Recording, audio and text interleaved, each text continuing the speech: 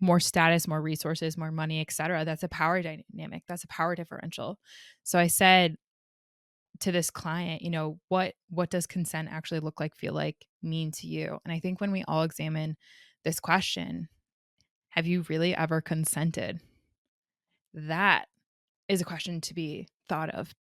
If you only say yes because you feel bad, that is not consent.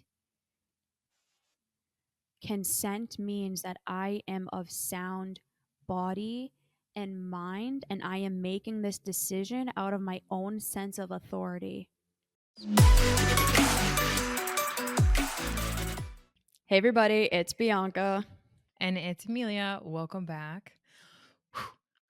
It's gonna be a hot episode. A little spicy spice, a little flair, a little sice sauce, all that good stuff. Disclaimer, okay? We give everybody permission to be uncomfortable. Mm, Whatever comes up, it is okay. We are not here to fight our emotions. We are mhm. here to acknowledge what comes up, to try to learn from them, and to make intelligent steps forward based on them. Okay. So we are giving everyone the permission slip to get uncomfortable because this is a spicy topic and it's one that needs to be had. So, I So know you have a deeply. story to Yeah. get us So, started. and to get us started, this is one of many conversations that I've had around the topic of consent. And Mm, I think it's so important that we define, that we talk about, that we have this dialogue, and we're gonna, make sure that we talk about this more at Evolve because of its importance. So I was on a call with a client, probably like 2 months by the time this episode gets launched. And she was sharing with me how, she's a conscious single, she's in her 20s, and she's in the dating scene, right? She's trying to, do the things on her way to find her life partner. She's starting to clarify what she wants in a partner, ultimately who she aspires to become so that she can attract her life partner, right? She's really in the market for love. And she had met this mm, guy, and they had met on some dating app, and ultimately he seemed like a great catch. We're saying all the things, super respectful up front, and all of the green flags that gave her the thumbs up to pursue this individual, this prospect, and really kind of go for it, right? So they go on their first date, and she's got green flags all day, and she's, you know, sharing with me what those green flags were. And she and I actually had our call after her second date. And the second date was actually at his place. And so in hindsight, she was sharing with me all these, in hindsight, it was a orange flag, Amelia, but I turned it green because I wanted to see it green. But if I really, really am honest with myself, these mm. were orange flags that, because I want my partner so bad, I literally color changed them. And there was a Been little there. bit of shame. Oh yeah, we all have, right? There was a little bit of shame in what she had said, and so we were working through that. And ultimately what ended up happening on that second date, right? You guys can probably guess, there there was a obviously power dynamic, right? At his place. And so she's starting to feel herself kind of in that, I don't feel as empowered as I wanted to. Meaning I'm in his place, so to be respectful, whatever, all the beliefs around what it means to be in someone's place, and insert what are the small little tiny consent elements that lead up to a big consent element. For example, he asked, "Do you want sushi?" She's like, "Yeah, sure, like whatever you want." That was a consent that when she looked back, she actually didn't want sushi. She actually wanted to have a brainstorm around what they wanted for dinner. Fast forward, they finish dinner, then he puts on Netflix. And so instantly she said Netflix and chill. Like I'm okay, kind of making out, having kissing and whatnot. But then he started to really escalate things. And the way in which he was escalating things, it made me really, really uncomfortable, Amelia. And he was trying to do all these like explicit things, right? Going down her pants, feel her up. And she said no. She's like, "No, I don't want to do that." Like, which I'm so proud of her for, right? That takes a lot of courage. But she That's shared with me, huge. huge. She shared with me, my body was saying and screaming no. And in that moment, I felt like I couldn't really do anything. And so this whole topic around can I say no after I already said yes revolves around the fact that consent is revocable, meaning she might have consented to hang out in his apartment. She might have consented for some kisses, some making out. But just because that was a yes doesn't mean that the preceding desires, wants, needs of another person makes automatically all of those a yes too. And I think that that's really where this topic is. You can revoke your yes. You do have that power, but sometimes it really doesn't feel like you do because of all the context that's surrounding that. Not only that, but even if you do agree, so let's say she were to say, honestly, yeah, I do want this. And they started, if she like mid intercourse, mid whatever, were to be like, honestly, no, I don't want to do this. I'm done. Mhm. You are 100% okay and allowed to say that. Yeah. You can say no after you've already said yes, because we are autonomous human beings who are allowed to say what we need and what we think. And if you say yes at first and you realize within yourself, oh my God, I'm actually not okay with this, Yeah. you are allowed to say no. One of the things in therapy that a lot of people don't talk about, because why would you know this if you're not a clinician, is Mm. that we have to get consent before every single session in order to proceed with the session. So every time I hop in a call with someone, I say, do you give consent to do this session? Mm. And there's a few elements that have to be there. You have to be of sound mind, meaning you are not allowed to be under the influence of any substances, because you cannot give consent if you are under the influence of any substances. Right. I needed to make sure that I said that, because how many people have said yes when they were drunk and then regretted it later, or they said yes when they were under the influence of a substance and then said later, "Oh my god, I wish I didn't do that. I didn't actually want to do that, but because I was drunk or because I was this or because I was that, they thought it was okay Ooh. because I whatever." Like, you cannot give consent if you're under the influence, because you are not of sound mind. Hi, everybody. I wanted to jump on here. My name is Julie, and I wanted to give a huge shout out to Evolve Ventures and to my coaching with Bianca. I'm like many of you. It's like I've read all the books, positivity, the glass is half full, it's not half empty. Tried to get myself away from negative people, tried to think positive thoughts, suffered from depression, on medications, tried everything, counseling. Tried so many different things, and it helped, but I never felt like I got to the root of the problem. And I started listening to Evolve Ventures, amazing. And then I did a free coaching with Bianca and thought, what could it hurt? It's free, right? Oh my gosh, that day changed my life. I blurted out to Bianca things that I had never even really thought about myself. And I ended up setting up coaching with her. And I know so many of us say, oh, we can't afford coaching.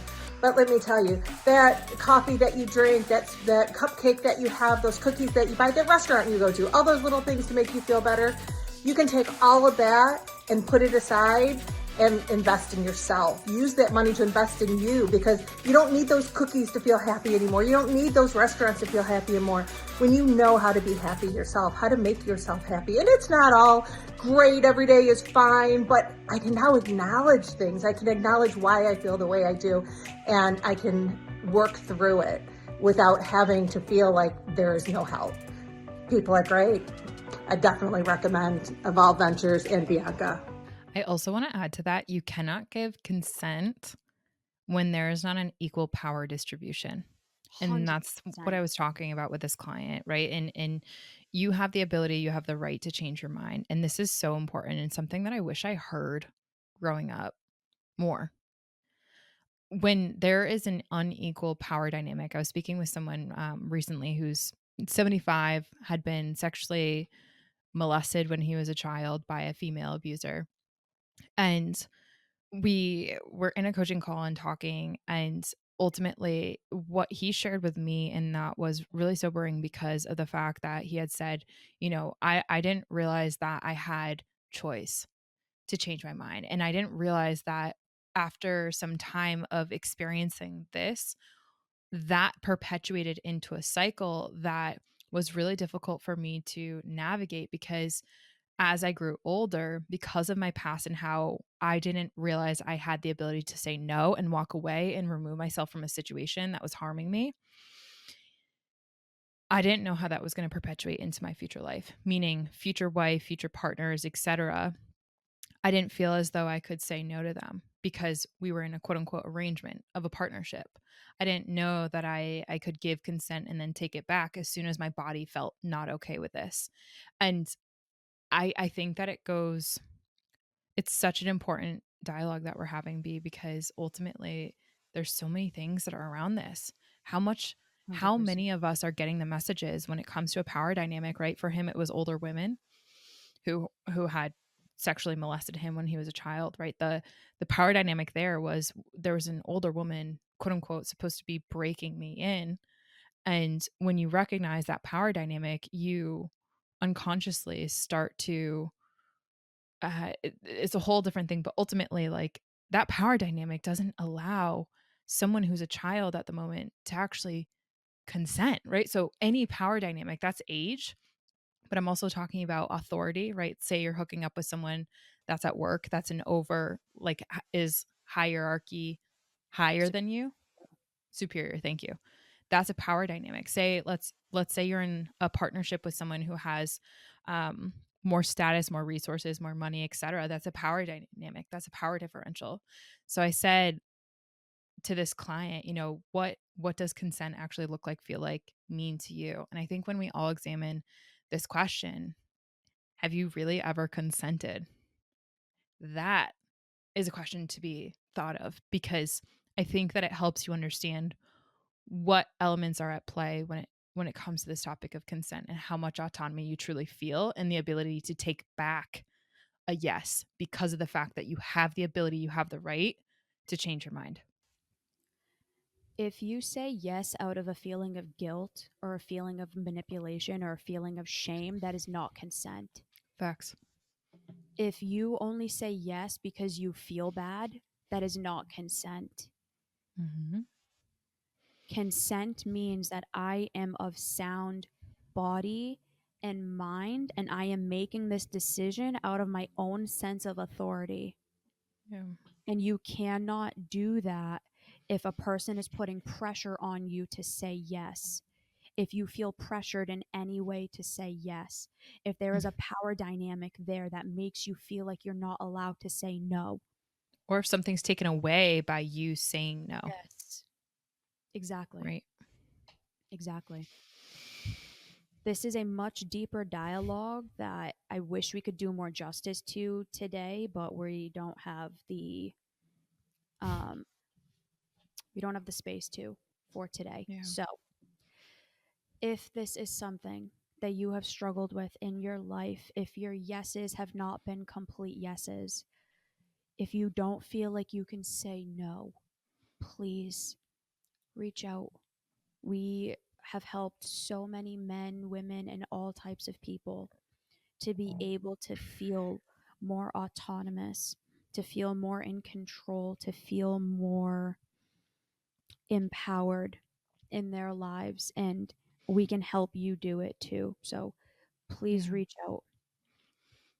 Yeah, this client, in closing, this client, she had shared with me, I was so, even though I had that moment, she said a former version of myself prior to working with you, Emilia, would have stayed there and probably would have allowed this disgusting feeling in my body to have been steamrolled by the other parts of me that were so afraid of saying no to someone.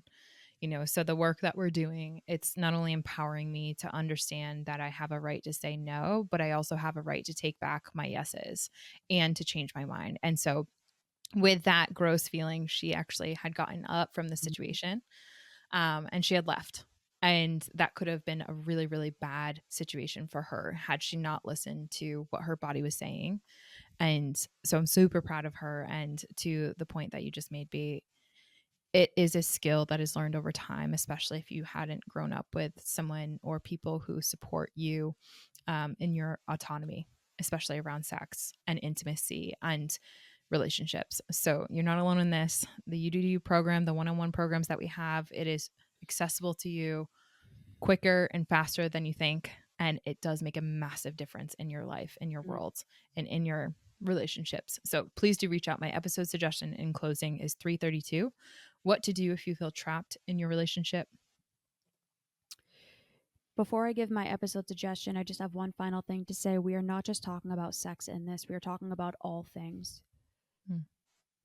Your ability to give consent around many different things, any sort of touch, any sort of interaction. Like, you can say no after you say yes. So like, if you agree to go to somebody's house for a party and then you end up changing your mind and not wanting to go, if you agree to hang out with someone and then you change your mind, Yeah. this can be in anything. Okay, so this isn't just about sex. Hmm. My episode suggestion is 302. No is a complete sentence. All right, everybody. We know this was heavy, and that's okay. We will see you next time. Bye, everyone. Bye, everyone.